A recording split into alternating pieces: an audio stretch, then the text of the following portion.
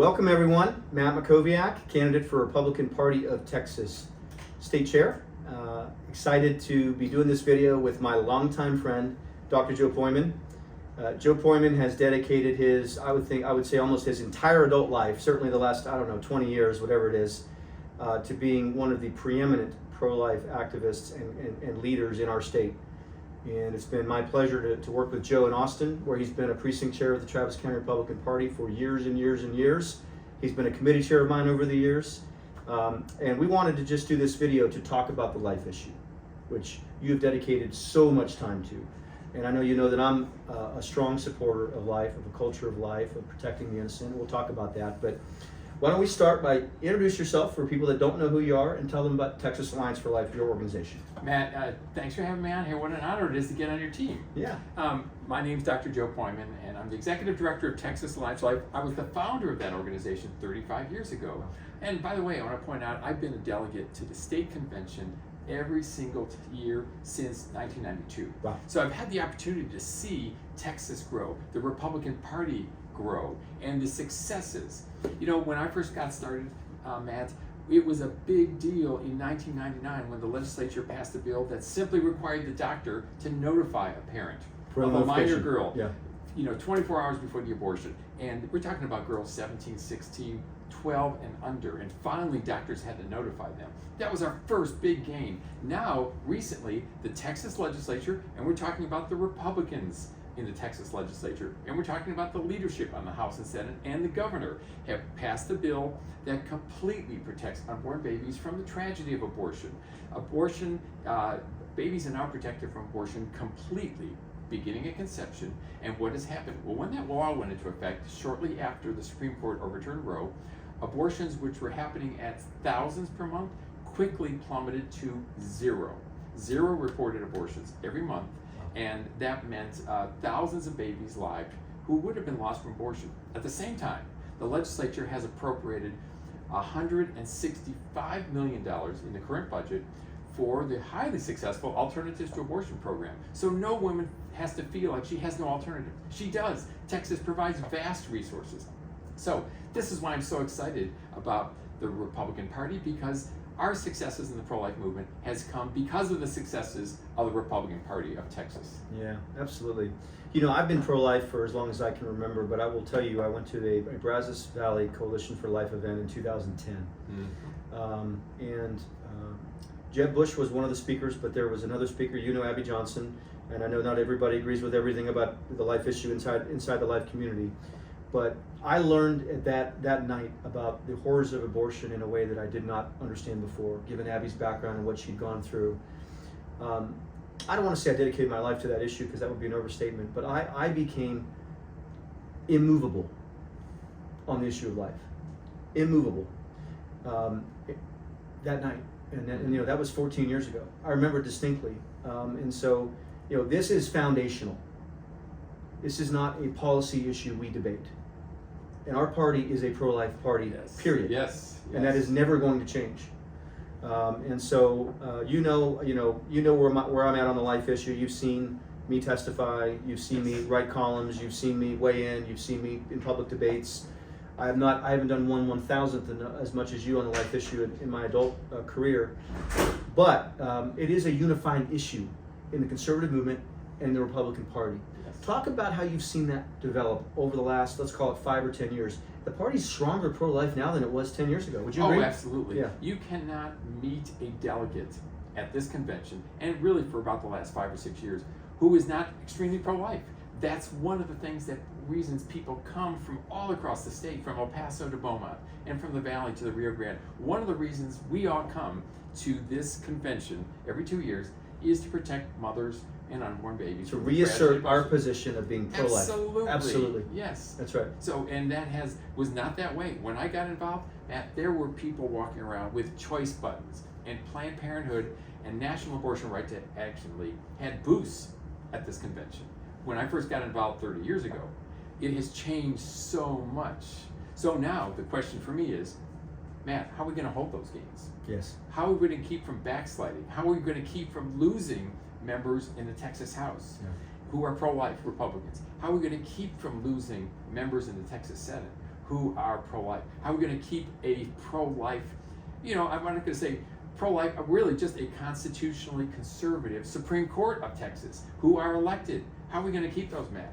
It's got to be the strong party. That's right. That's right. Well, we buried the lead here a little bit. I think some of the people watching may know this already, but we should say it at the outset. I am running for state chair. I'm doing this because the party is unacceptably unprepared for the most consequential presidential election in my lifetime, and the issue of life again is central. Look, Texas is a pro-life state, period, and that fact is something that you have been instrumental in delivering, and not just you. There have been a lot of other people that have worked on this. People with your organization, other organizations. It's been a team effort. Not everyone agrees on every single little thing, but directionally, we are all pulling in the same direction. I think. Yes. There can be differences here or there, direction, Sure. along the margins, but I know you made the decision. You had not endorsed in this race when I decided to get in about 6 days ago. That's correct. Why don't you talk about the decision that your organization made, which was not your decision, it was a board decision. Yes. Talk about that. Well, Matt, we were looking at the people that were getting in the race for chair. And I'm talking about some very good, well-intentioned people. No question. And they want the same things that we're talking about. But did they have what it takes? Did they have the finesse? Did they have the political acumen? Did they have the ability, we keep talking about this, but we need to talk about it. Did they have the ability to raise the money to run a massive operation across the state of Texas to deliver votes in November? Did they have, Matt, we just didn't see that. We did not see that from any of the people. Somebody got in this morning, same thing. When we talked about 6 days ago, you and me, about your getting into the race, I had never been that excited this calendar year, okay? Because I thought you were going to say in your whole life, but okay, I'll take that. That'd be a bit of an overstatement, as you said. But the point is, I got so excited, and then I went back to our PAC board. And frankly, we talked about it. We made a very considered decision. But it was not a difficult decision, Matt, to endorse Matt Mackowiak for chair of the Republican Party of Texas, because you are the only one who really has a chance, who really has the acumen, the knowledge, the ability to pull the whole party together. We're talking about the elected officials. We're talking about the leadership. We're talking about the grassroots. We're talking about the donors. To pull that all together to deliver in November. Yeah. And we can talk about what's the best policy to that. We have no policy whatsoever if we don't get our people elected. That's right. And that is extremely important. The good thing is we can have the best policy. We can have if we get the right people elected, we can continue to hold these gains. Matt Mackowiak, frankly, is the only one, in our view, and I think I'll argue that till the sun sets and beyond, is the only one who can deliver that for the party of Texas. I appreciate that, and listen, I'm not necessarily asking you to continue complimenting me, but you're in a unique position given that we've known each other for 10 years. We have. You've seen me up close. You've seen me under pressure. Can I tell you about Travis County? Please, I was going to ask you that. Yeah. Travis County has been That's very where I've mixed. been chair of Travis County for 7 years, Yes. since 2017. Yes. Okay, and I have been a precinct chair for that long and well before. Yes, sir. Since the 90s. Okay, Wow. I've been a precinct chair. Wow. And it has been up and down, and there's been some well-intentioned chairs, but frankly, par for the course is lackadaisical, no quorum at our meetings, disorganized, no money coming in, no activities going out, nothing to help candidates. Matt Mackowiak came in. He got this aggressive campaign to raise money from major donors, turn that around into get out the vote in November. Yeah. To get out the vote, and that is to support our candidates. Okay, Travis County is rocky ground. So how Matt can raise that money, I see it. It's huge. And we're talking about hundreds of thousands of dollars. I don't know. I'm guessing many millions of dollars that you have raised to turn out pro-life conservative votes for our elected officials in Travis County over those years. Am I right? You are, yeah. I mean, look, Travis County is the second most Democratic county in the state. There's a county in South Texas that's slightly more Democratic. Slightly. We used to be the most Democratic county. And just to give people a sense of this, Trump got 26% of the vote in Travis County in 2016, and he got 27% of the vote in 2020. Generally, our presidential candidates are in the 35, maybe or 34% range. It depends. There's places where Trump does better, and there's places where Trump does worse. But I just give people that context. It is extremely difficult in Travis County. You understand it's rocky ground. In spite of that, we had a $40,000 budget the year before I became chair in 2016. We had $180,000 my first year. We had $400,000 the next year. I have raised over $1 million for TCRP, maybe $1.2 million the last six, 7 years. and you add Save Austin Now to that, which we haven't talked about, the nonpartisan group that focuses on standard of living, I've raised $5 million in Austin in the last 4 years. Yeah, outstanding. That's just Austin. Yeah. Now listen, sometimes people think, well, money is it's an important thing, but it's not the only thing. And I agree, it's not the only thing.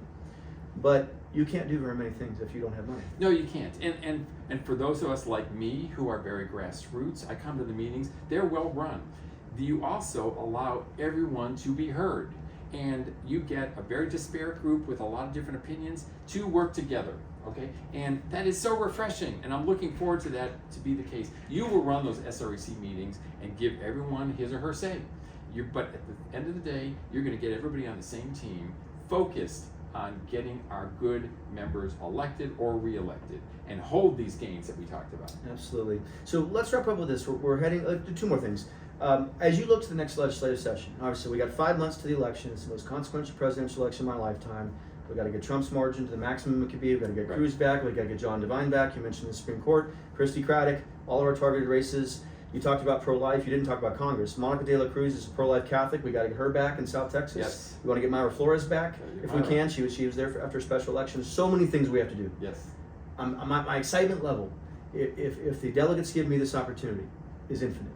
I mean, I'm so excited about the opportunity in front of us to put someone in who's competent, who knows how to do this, who's going to build the A team, who's going to raise money very quickly and get us focused and unified and pulling in the same direction for the next 5 months. Yeah. So let's do two things. First, let's talk about the legislative session next year. What are the issues what are the opportunities we have on the life issue? We've done a lot. We have done more. Now, there's more to be done. We've got to continue to promote alternatives to abortion so no woman with an unplanned pregnancy feels she has no way out. She has tremendous way out, and Texas has to continue to provide those realistic, compassionate alternatives to abortion so women can carry the baby to term, give birth to the baby, keep or place the baby for adoption. And the services need to continue, and the state of Texas provides that, but it takes money. So are we going to continue to fund that? Are we going to hold those gains? Matt, last year there were 10 bills that would have gutted our protective laws, such that we'd have elective abortion coming back to the state of Texas. We have to have the firepower in the House and in the Senate to accomplish that. In Congress, good grief, if we lose the Congress, we lose the House, and if we lose the Senate, Senator Cruz, we have, forget the filibuster rule that would protect us, the Dems would completely pass a federal the bill to enshrine abortion nationally, and all our laws, override the Dobbs override decision. the state, override the Dobbs decision, override all our state laws, and we would have elective abortion back to Texas. Tens of thousands of babies would again to be continued. So all of this means the RPT, the Republican Party of Texas, must be strong, must be viable, must deliver votes, and that's the reality. Absolutely. So last thing, let's talk about the 2024 election from your perspective. I said before, it's a consequential election. If you look at the presidential level in Texas, the last 4 cycles, we've gone from a 14-point margin to 11 in Texas, to 9 to 5.7. Right. And Joe, this is a big part of the reason why I got in this race unusually late. And I realize this is an unorthodox approach, and people are probably wondering, is this Matt a little crazy? And I am a little crazy. Good crazy. Good crazy. But my fear, my palpable fear about where we are and where this could go if we don't turn things around with the state party is intense. And I have a passion for this. If I felt like the field had someone who was a trauma surgeon who could come in and treat the patient that's lying flat on the table with no pulse, the patient being the state party, I would be delighted not to have to do this. This is a massive sacrifice. You understand that. It's an unpaid job. You travel nonstop. You're raising money all the time. It's difficult. It's hard. And Amy, my wife Amy, and I are trying to start a family this year. So the timing's not ideal. But I want to save our state. I want to save our country. I want to save RPT. And I want to make RPT great again, which is my website, Make RPT Great Again. It was great once when Steve Ministeri was chair. It was great in the old days when Fred Meyer and all those great people were chair. It can be great again. Yes. With proper leadership, with competent leadership. So as we look forward to 2024, talk about pro-life voters. Are they fired up? Do they understand the stakes? Are we doing enough on voter registration? The state party hasn't registered one voter in 3 years while Matt Rinaldi's been chair. Matt, you're scared. I'm very scared. I saw the same trends. They're not going in the right direction. The presidential candidates are getting less votes every 4 years in Texas. That's bad, and because that means down ballot, we're not delivering votes for them. So what does that mean? Well, It's scary. It's scary, and what it means is, Matt, lives lost, babies' lives lost to abortion, women whose lives are devastated by abortion. If the Democrats get what they want, and they are very clear what they want, they would like to repeal all our laws. In other states, they have even repealed the law that Texas has had since 2019 that protects babies who are born alive after abortion survive.